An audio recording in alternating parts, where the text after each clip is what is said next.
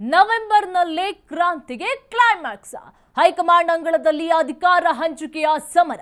November ತಿಂಗಳಲ್ಲೇ ಕ್ರಾಂತಿಗೆ climax fix. ಹಾಗಾದ್ರೆ ಸಿಎಂ ಮತ್ತು ಡಿಸಿಎಂ ಬಣದ ಕಿತ್ತಾಟಕ್ಕೆ ರಾಹುಲ್ ಗಾಂಧಿ ಅವರು ಬ್ರೇಕ್ ಹಾಕ್ತಾರಾ? ಇತ್ಯರ್ಥ ಆಗತ್ತಾ ಅಧಿಕಾರ ಹಂಚಿಕೆಯ ವಿಚಾರ? ಹಾಗಾದ್ರೆ ನವೆಂಬರ್ ತಿಂಗಳಲ್ಲೇ ಕ್ರಾಂತಿಗೆ ಕ್ಲೈಮ್ಯಾಕ್ಸ್ ಫಿಕ್ಸ್ ಆಗುತ್ತಾ? ಸಿಎಂ ಮತ್ತು ಡಿಸಿಎಂ ಬಣದ ಕಿತ್ತಾಟಕ್ಕೆ ರಾಹುಲ್ ಗಾಂಧಿ ಅವರು ಬ್ರೇಕ್ ಹಾಕ್ತಾರಾ? ಇತ್ಯರ್ಥ ಆಗುತ್ತಾ ಹಾಗಾದ್ರೆ ಅಧಿಕಾರ ಹಂಚಿಕೆಯ ವಿಚಾರ? ರಾಜ್ಯದ ವಿದ್ಯಮಾನಗಳ ಬಗ್ಗೆ ವರದಿಯನ್ನ ಪಡೆದಿದ್ದಾರೆ ರಾಹುಲ್ ಗಾಂಧಿ ಅವರು. ರಾಹುಲ್ ಕೈ ಸೇರಿದೆ ರಾಜ್ಯ ಕೈ ನಾಯಕರ ಅಭಿಪ್ರಾಯ. ಹೇಗೆ ಅವ್ರ ಕೈಗೆ ಹೋಯಿತು ಅಂತ ಹೇಳಿದ್ರೆ, ಮಲ್ಲಿಕಾರ್ಜುನ ಖರ್ಗೆ ಅವರು ಬೆಂಗಳೂರಿಗೆ ಬಂದು ಇಲ್ಲಿ ಎಲ್ಲಾ ಶಾಸಕ ಸಚಿವರನ್ನು ಕೂಡ ಭೇಟಿ ಮಾಡಿದ್ರು. ಇವರವರ ಅಭಿಪ್ರಾಯಗಳು ಏನು ಅಂತ ಹೇಳಿ ತಿಳಿದುಕೊಂಡು ಮತ್ತೆ ಡೆಲ್ಲಿಗೆ ಹೋಗಿ ಅಲ್ಲಿ ರಾಹುಲ್ ಗಾಂಧಿ ಅವರಿಗೆ ತಿಳಿಸಿದ್ದಾರೆ. ಈಗ ರಾಹುಲ್ ಗಾಂಧಿ ಅವರು ಸಿಎಂ ಮತ್ತು ಡಿಸಿಎಂ ನಡುವಿನ ಕೋಲ್ಡ್ ವಾರ್ ಅನ್ನ ಕಡಿಮೆ ಮಾಡ್ತಾರಾ? ನವೆಂಬರ್ ತಿಂಗಳಲ್ಲೇ ಕ್ರಾಂತಿಗೆ ಕ್ಲೈಮ್ಯಾಕ್ಸ್ ಫಿಕ್ಸ್. ಹಾಗಾದ್ರೆ ಸಿಎಂ ಮತ್ತು ಡಿಸಿಎಂ ಬಣದ ಕಿತ್ತಾಟಕ್ಕೆ ರಾಹುಲ್ ಗಾಂಧಿ ಅವರು ಬ್ರೇಕ್ ಹಾಕ್ತಾರಾ ಅನ್ನೋದು ದೊಡ್ಡ ವಿಷಯವಾಗಿದೆ. ರಾಜ್ಯದ ವಿದ್ಯಮಾನಗಳ ಬಗ್ಗೆ ವರದಿಯನ್ನ ಪಡೆದುಕೊಂಡಿದ್ದಾರೆ ರಾಹುಲ್ ಗಾಂಧಿ ಅವರು. ರಾಹುಲ್ ಕೈ ಸೇರಿದೆ ರಾಜ್ಯ ಕೈ ನಾಯಕರ ಅಭಿಪ್ರಾಯ. ನವೆಂಬರ್ ತಿಂಗಳಲ್ಲೇ ಕ್ರಾಂತಿಗೆ ಕ್ಲೈಮ್ಯಾಕ್ಸ್ ಫಿಕ್ಸ್. ಹಾಗಾದ್ರೆ ಖರ್ಗೆ, ಹರಿಪ್ರಸಾದ್, ಸುರ್ಜೇವಾಲಾ, ವೇಣುಗೋಪಾಲ್ ಕೈ ಹಿರಿಯ ನಾಯಕರಿಂದ ಮಾಹಿತಿಯನ್ನ ಪಡೆದಿದ್ದಾರೆ ರಾಹುಲ್ ಗಾಂಧಿ. ನವೆಂಬರ್ 29ರಂದು ದೆಹಲಿಗೆ ತೆರಳುತ್ತಾರೆ ಸಿಎಂ ಮತ್ತು ಡಿಸಿಎಂ. ಡಿಕೆ ಮತ್ತು ಸಿದ್ದು ಸಮ್ಮುಖದಲ್ಲಿ ಸಿಎಂ ಸ್ಥಾನ ಹಂಚಿಕೆ ಪ್ಲಾನ್ ಮಾಡ್ತಾರ? ಹಾಗಾದ್ರೆ ಇಬ್ಬರು ನಾಯಕರ ಮಧ್ಯೆ ಸಂಧಾನವನ್ನ ಮಾಡಿಸ್ತಾರ ರಾಹುಲ್ ಗಾಂಧಿ ಅವರು? ಹಾಗಾದ್ರೆ ನವೆಂಬರ್ 29ಕ್ಕೆ ಡೆಲ್ಲಿಗೆ ಹೋಗ್ತಾ ಇದ್ದಾರೆ ಇಬ್ರು ಕೂಡ. ಡೆಲ್ಲಿಗೆ ಹೋದ್ಮೇಲೆ ಯಾವ ವಿಚಾರದ ಬಗ್ಗೆ ಚರ್ಚೆ ಆಗುತ್ತೆ? ಸಿಎಂ ಮತ್ತು ಡಿಸಿಎಂ ನಡುವೆ ನಡೀತಾ ಇರುವಂತಹ ಕೋಲ್ಡ್ ವಾರ್ಗೆ ಬ್ರೇಕ್ ಹಾಕ್ತಾರ ರಾಹುಲ್ ಗಾಂಧಿ ಅವರು. ಅವ್ರ ಜೊತೆ ಖರ್ಗೆ, ಹರಿಪ್ರಸಾದ್, ಸುರ್ಜೇವಾಲಾ, ವೇಣುಗೋಪಾಲ್ ಕೂಡ ಹೋಗ್ತಾರೆ. ಪ್ರತ್ಯೇಕವಾಗಿ ಪಕ್ಷದ ನಾಯಕರಿಂದ ರಾಹುಲ್ಗೆ ವರದಿ ಕೂಡ ಹೋಗಿದೆ.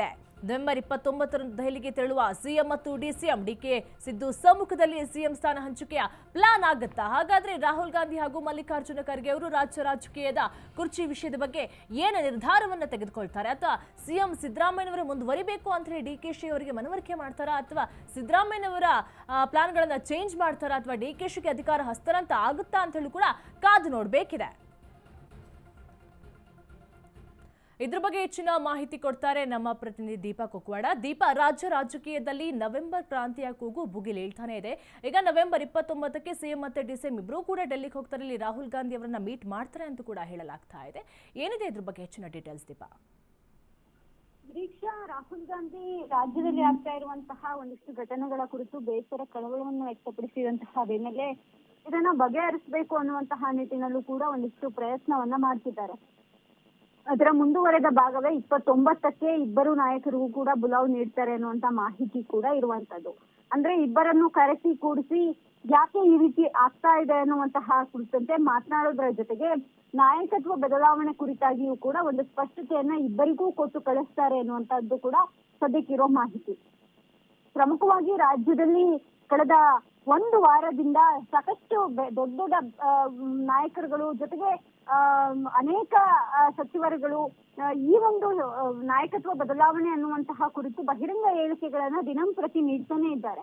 ಇದರ ಜೊತೆಗೆ ಮಲ್ಲಿಕಾರ್ಜುನ್ ಖರ್ಗೆ ಅವರನ್ನು ಕೂಡ 3 ದಿನಗಳ ಕಾಲ ನಾಯಕರುಗಳು ಭೇಟಿಯಾಗಿ ತಮ್ಮ ಅಭಿಪ್ರಾಯಗಳನ್ನ ಅವರ ಮುಂದೆ ಇಟ್ಟಿದ್ದಾರೆ. ಶತಾಯಗತಾಯ ತಮಗೆ ನಾಯಕತ್ವ ಬೇಕೇ ಬೇಕು ಅನ್ನುವಂತಹ ಪಟ್ಟು ಹಿಡಿದಿರುವಂತಹ ಡಿಕೆಶಿ ಒಂದು ಹಂತಕ್ಕೆ ಅಂದ್ರೆ ತಮ್ಮ ಬೆಂಬಲಿತ ಶಾಸಕರುಗಳನ್ನ ದೆಹಲಿಗೆ ಕಳಿಸಿದ್ರು ಅನ್ನುವಂತಹದ್ದು ಕೂಡ ಚರ್ಚೆ ಆಗ್ತಾ ಇದೆ. ಇದರ ಜೊತೆಗೆ ಸಿಎಂ ಸಿದ್ದರಾಮಯ್ಯ ಕೂಡ ಹೈಕಮಾಂಡ್ ಒಪ್ಪಿದ್ರೆ ನಾನು ಎಲ್ಲದಕ್ಕೂ ಸಿದ್ಧ ಅನ್ನುವಂತಹದನ್ನ ಪರೋಕ್ಷವಾಗಿ ದಿನಕ್ಕೆ 2 ಬಾರಿ ಅನ್ನುವಂತಹ ರೀತಿಯಲ್ಲೇ ಮಾಧ್ಯಮ ಹೇಳಿಕೆಗಳನ್ನ ನೀಡ್ತಿದ್ದಾರೆ. ಇದೆಲ್ಲದರ ಎಫೆಕ್ಟ್ ಪಕ್ಷಕ್ಕೆ ಆಗ್ತಾ ಇದೆ. ರಾಷ್ಟ್ರ ಮಟ್ಟದಲ್ಲಿ ಕಾಂಗ್ರೆಸ್ ನಾಯಕರುಗಳಿಗೆ ಅಂದ್ರೆ ಹೈಕಮಾಂಡ್ ನಾಯಕರುಗಳಿಗೆ ಮುಜುಗರ ತರ್ತಾ ಇದೆ ಅನ್ನುವಂತಹ ನಿಟ್ಟಿನಲ್ಲಿ ಇದಕ್ಕೆ ಒಂದು ಇತಿಶ್ರೀ ಆಡ್ಬೇಕು ಅನ್ನುವಂತಹ ನಿಟ್ಟಿನಲ್ಲಿಯೇ ರಾಹುಲ್ ಗಾಂಧಿ ಈ ಒಂದು ಸಭೆಯನ್ನ ಕರೀತಾರೆ ಅನ್ನುವಂತಹ ಮಾಹಿತಿ ಇರುವಂತಹದ್ದು.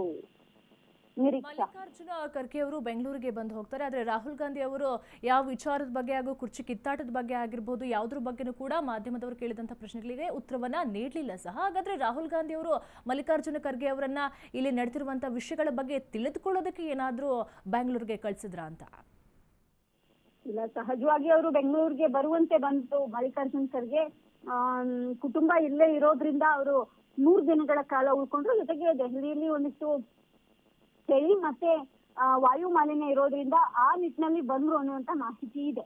ಆದ್ರೆ ಸಹಜವಾಗಿ ಎಐಸಿಸಿ ಈ ಒಂದು ಪರಿಸ್ಥಿತಿಯಲ್ಲಿ ನಾಯಕತ್ವ ಬದಲಾವಣೆ ಅನ್ನೋದನ್ನ ಪ್ರತಿನಿತ್ಯ ನಾಯಕರುಗಳು ಮಾತನಾಡ್ತಾ ಇರುವಂತಹ ಸಂದರ್ಭದಲ್ಲಿ ಮಲ್ಲಿಕಾರ್ಜುನ್ ಖರ್ಗೆ ಆಗಮಿಸಿದ್ದು ಎಲ್ಲವೂ ಕೂಡ ಒಂದು ರೀತಿ ಕನೆಕ್ಟ್ ಆಯ್ತು. ಹಾಗಾಗಿ ನಾಯಕರುಗಳು ಎಲ್ಲರೂ ಕೂಡ ಮಲ್ಲಿಕಾರ್ಜುನ್ ಖರ್ಗೆ ಅವರನ್ನ ಮಾತನಾಡ್ತಿದ್ರು. ಜೊತೆಗೆ ತಮ್ಮ ಅಭಿಪ್ರಾಯ ಏನಿತ್ತು ಅದನ್ನು ಕೂಡ ಅವ್ರ ಮುಂದೆ ಇಟ್ರು. ಅಭಿಪ್ರಾಯಗಳನ್ನ ಸಂಗ್ರಹ ಮಾಡಿರುವಂತಹ ಮಲ್ಲಿಕಾರ್ಜುನ್ ಖರ್ಗೆ ರಾಹುಲ್ ಗಾಂಧಿ ಮುಂದೆ ಇಡ್ತಾರೆ. ರಾಹುಲ್ ಗಾಂಧಿ ಅವರಿಗೂ ಕೂಡ ಒಂದಿಷ್ಟು ಸಜೆಷನ್ ಅನ್ನ, ಅಂದ್ರೆ ಯಾವ ರೀತಿ ಇದನ್ನ ಮಾಡಿದ್ರೆ ಉತ್ತಮ ಅನ್ನುವಂತಹ ರೀತಿಯಲ್ಲಿ ತಮ್ಮದೇ ಆದಂತಹ ಅಭಿಪ್ರಾಯವನ್ನು ಕೂಡ ಕೊಡ್ತಾರೆ ಅನ್ನುವಂತಹ ಮಾಹಿತಿ ಇದೆ Niriksha. Okay, thank you Deepa ನಿಮ್ಮೆಲ್ಲ ಮಾಹಿತಿಗಾಗಿ.